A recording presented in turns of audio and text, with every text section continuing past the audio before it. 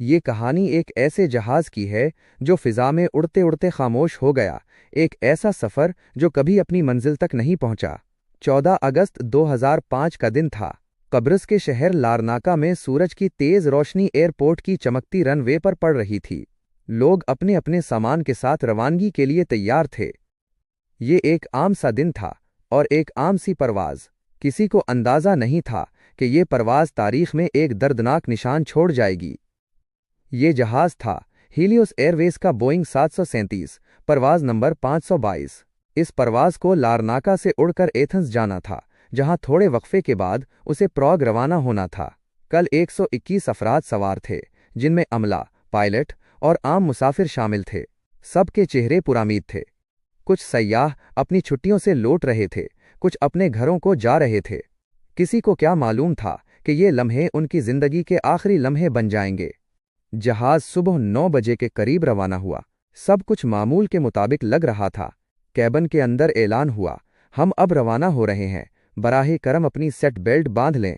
Engine کی گرج کے ساتھ طیارہ آہستہ آہستہ رن وے پر دوڑا اور پھر نیلے آسمان میں بلند ہو گیا۔ لیکن جیسے ہی طیارہ بلندی پر پہنچا، کچھ ایسا ہوا جو بظاہر کسی کی نظر میں نہیں آیا۔ طیارے کا کیبن پریشر سسٹم، جو عام طور پر خودکار طریقے سے ایئر پریشر کو متوازن رکھتا ہے، غلط سیٹنگ پر تھا۔ یہ سسٹم مینول موڈ میں رہ گیا تھا۔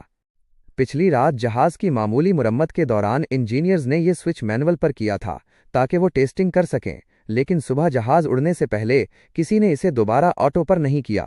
یہی ایک چھوٹی سی غفلت ایک خوفناک سانحے میں بدل گئی۔ جیسے جیسے طیارہ اوپر جاتا گیا، باہر کی ہوا کا دباؤ کم ہوتا گیا۔ اندر کا دباؤ برقرار نہ رہنے کے باعث کیبن کے اندر آکسیجن کی سطح خطرناک حد تک گرنے لگی۔ پائلٹ کے سامنے ایک تیز الارم بجنے لگا، کیبن الٹیٹیوڈ وارننگ ہارن، لیکن بدقسمتی سے پائلٹ نے اسے پہچانا نہیں۔ یہ الارم وہی آواز دیتا ہے جو ٹیک آف کے وقت استعمال ہوتی ہے جب جہاز کا کوئی دروازہ صحیح طرح بند نہ ہو یا فلائٹ کنفیگریشن میں کوئی مسئلہ ہو۔ پائلٹ نے سمجھا کہ شاید یہی الارم ہے اور انہوں نے پریشر کے مسئلے پر توجہ نہیں دی۔ اسی دوران کیبن کے اندر مسافروں کو کچھ عجیب محسوس ہونے لگا۔ کان بند ہونے لگے، سانس لینا مشکل ہونے لگا، کچھ لوگوں نے سر درد اور چکر کی شکایت کی۔ عملے نے سمجھا شاید عام اونچائی کا اثر ہے، لیکن اصل میں وہ سب آہستہ آہستہ آکسیجن کی کمی کا شکار ہو رہے تھے۔ اسے ہائپوکسیا کہا جاتا ہے۔ چند منٹوں بعد پائلٹ نے زمینی اسٹیشن سے رابطہ کیا۔ اس نے کہا، کیبن پریشر لائٹ آن ہے اور ہم کنٹرول سے باہر محسوس کر رہے ہیں۔ زمینی انجینئر نے ریڈیو پر جواب دیا، پریشرائزیشن موڈ چیک کریں، کیا وہ آٹو پر ہے؟ مگر آواز کمزور ہوتی گئی۔ ریڈیو میں صرف شور باقی رہ گیا۔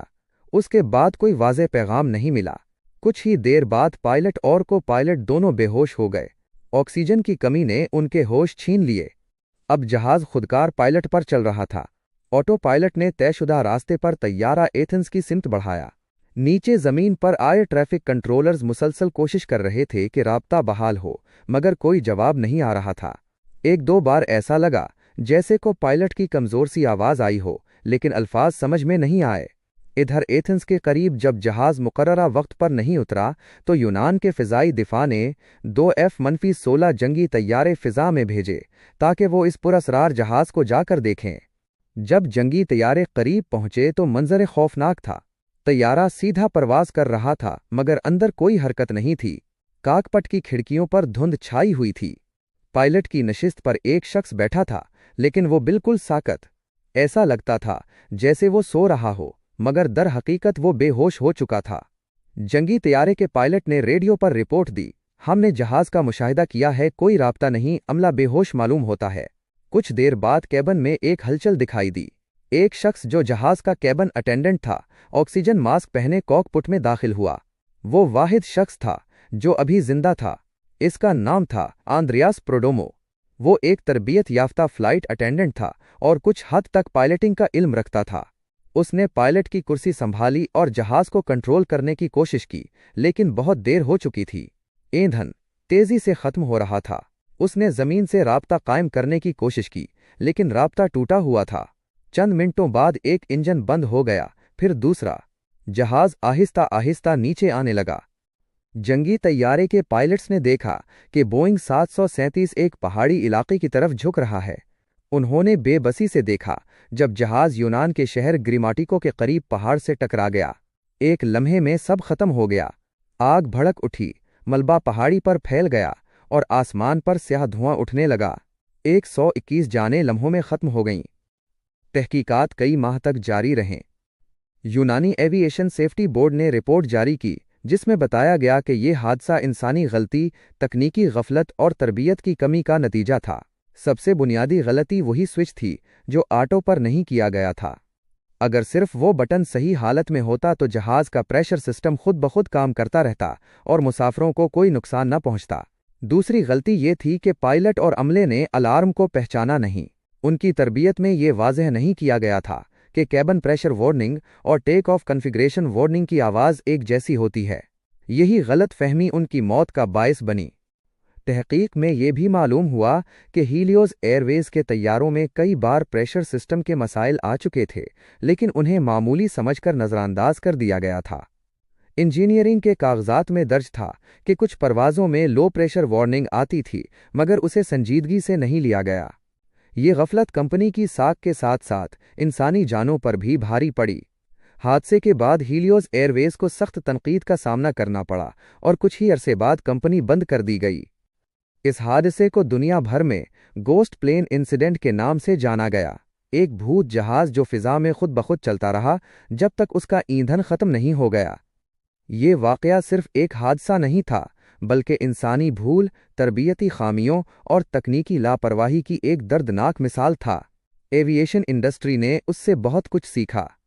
دنیا بھر میں کیبن پریشر وارننگ سسٹم میں تبدیلیاں کی گئیں، تربیت کے معیار کو بہتر بنایا گیا اور الارم کی آوازوں کو الگ الگ کر دیا گیا تاکہ ایسی غلطی دوبارہ نہ ہو۔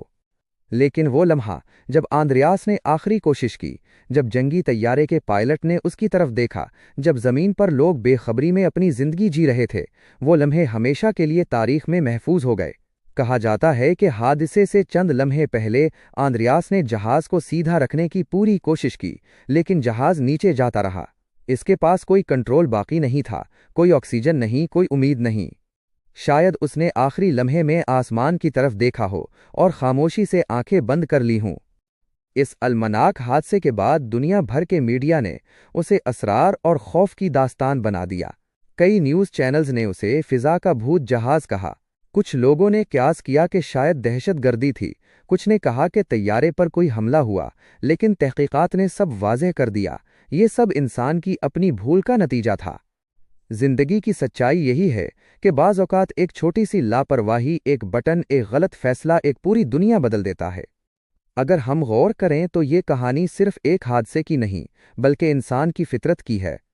ہم اکثر چھوٹی باتوں کو معمولی سمجھ کر چھوڑ دیتے ہیں، مگر انہی معمولی باتوں میں کبھی کبھی زندگی چھپی ہوتی ہے۔ ہیلیوز فلائٹ 522 ہمیں یاد دلاتی ہے کہ ٹیکنالوجی کتنی بھی طاقتور ہو، اگر انسان چوک جائے تو سب بیکار ہے۔ یہ کہانی درد کی ہے، سبق کی ہے اور یاد دہانی کی کہ ہم ہر لمحہ، ہر عمل، ہر ذمہ داری میں پوری توجہ دیں، کیونکہ بعض اوقات ایک غلط سوئچ، ایک خاموش الارم ایک زندگی نہیں بلکہ 121 زندگیاں چھین لیتا ہے۔